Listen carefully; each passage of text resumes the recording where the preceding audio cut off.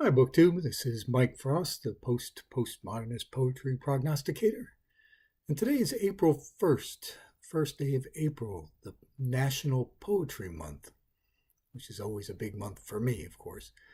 I thought I would come on BookTube and encourage my fellow BookTubers, even those who swear they will never read poetry or don't hate poetry, to read a little poetry this month, or at least make a personal commitment that you'll look for some poetry that you'll probably enjoy or might enjoy.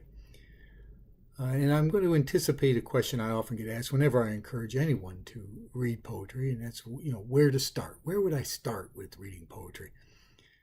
And then I sometimes I tell the story of how I started reading poetry, which I shared on my Poetry Tube newbie tag here. And I think also the BookTube newbie tag. I shared a little bit about how I started with poetry. But I always say start where you are, where you enjoy reading.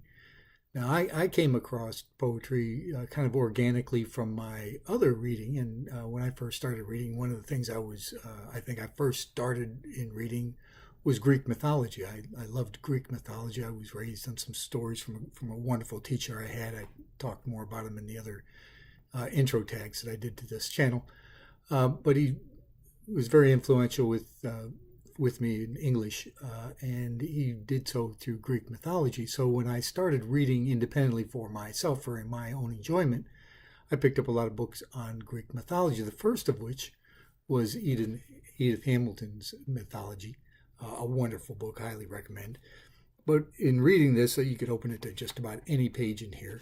And she told the stories, but she would often use, as you can see here, some poetry from the great writers, some of the Greek poets, and then others from the Romantic era or even modernists that would write using Greek mythology as their metaphor or writing about Greek mythology because that's what they did. So from this book and my already existing interest in Greek mythology, I was exposed to poetry that way. And then I would always look for some poems, anything to do with Greek mythology. And then as my reading matured and my reading tastes expanded, so did my poetry reading. But all organically. I wouldn't read anything that I was, if I could put it in quotations, supposed to read. I've never taken a class in college or university for poetry. All my classes in I've an English degree, but all of them are in literature, where we talked about poetry, but I didn't take a poetry specific class. I don't have a poetry degree. All the reading I did and grown from is all organic from my other reading. So if you have an interest in any particular type of literature, I would encourage you to find poetry that has something to do with that. And anthologies are a great place to start if you don't already know an author. There's a lot of great authors that, besides writing great literature, also wrote great poetry. But there are authors that you might not think wrote poetry that did. Edgar Rice Burroughs comes to mind. Everybody associates him with the Venus, Mars, Tarzan series, but he wrote poetry. Robert E. Howard, that wrote the Conan series, and Steve Allen, who has done some wonderful things on the comics that they do. But Robert E. Howard, the creator of Conan, wrote poetry. There are a lot of Hemingway wrote poetry. James Joyce wrote poetry. So if you know an author that you already read and enjoy, see if they've written some poetry. You'd be surprised how many of those authors have written poetry. If you like a specific category of writing, I can say there's probably an anthology somewhere out there for them. I pulled a few off my shelf, just randomly pulled off my shelf. But there's an anthology on erotica poetry. There's annual anthology on science fiction, fantasy poetry, and horror poetry. It's just put out by the Science Fiction Poetry Association for those that like science fiction, fantasy, or horror. You can find, I did a video on cowboy poetry, and there's cowgirl poetry. You can find things.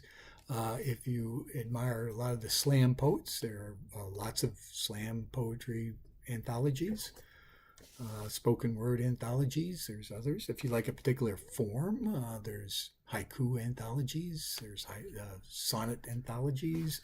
I think I have another one over here somewhere. Oh, villanelles. I did a a video on the difference between them, or the comparison contrast between villanelles and what was the other one that I did? Villanelles and something else. But anyway, I did a video on that.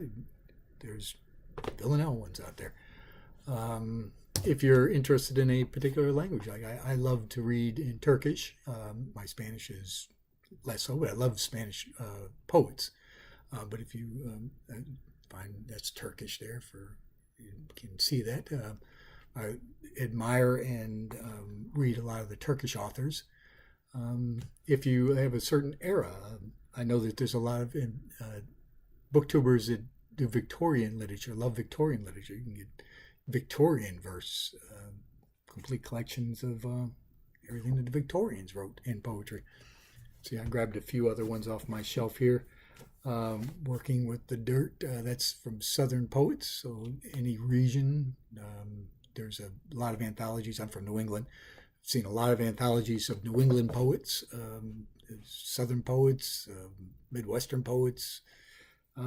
There's stories in verse, if you like stories rather than typical lyrics or limericks or whatever. Surrealist, if you are into that sort of literature. Not my favorite, but I like them. Just a few other kinds of, I've got dozens and dozens of these anthologies, so when I get a feel for, I feel like reading some science fiction poetry or something, I will pull one of them off the shelves. So there's always a anthology out there. If you don't have a particular taste for a type of literature or an author or something like that, and you wanted just a general anthology, there are many out there. I have an anthology that I take with me everywhere I go, but this is a good small one that you could pick up on. I still think these things are out there often in print. What I like about some of these anthologies, it gives you the poem and then tells you a little bit about the poem or a little bit about the author. That's always helpful if you're not a poetry reader. But that's where I would say start. I would say start with what you enjoy.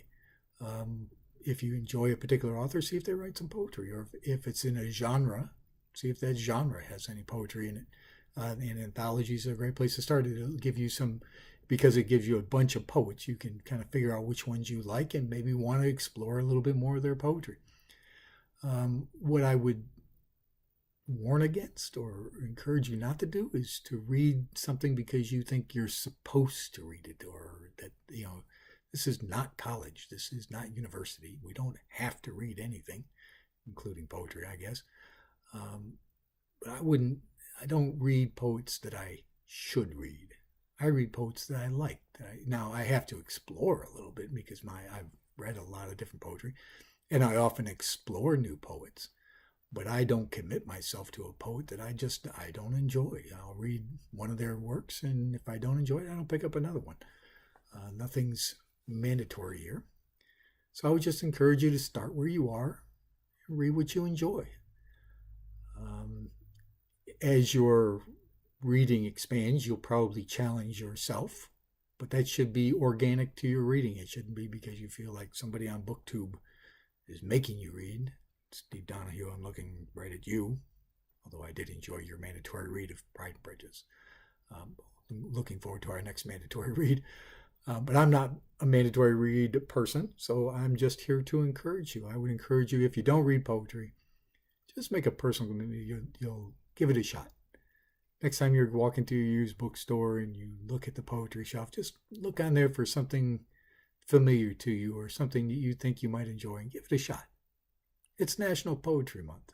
It's time to expand. That's my encouragement for today. Thank you, BookTube. Thank you for your time.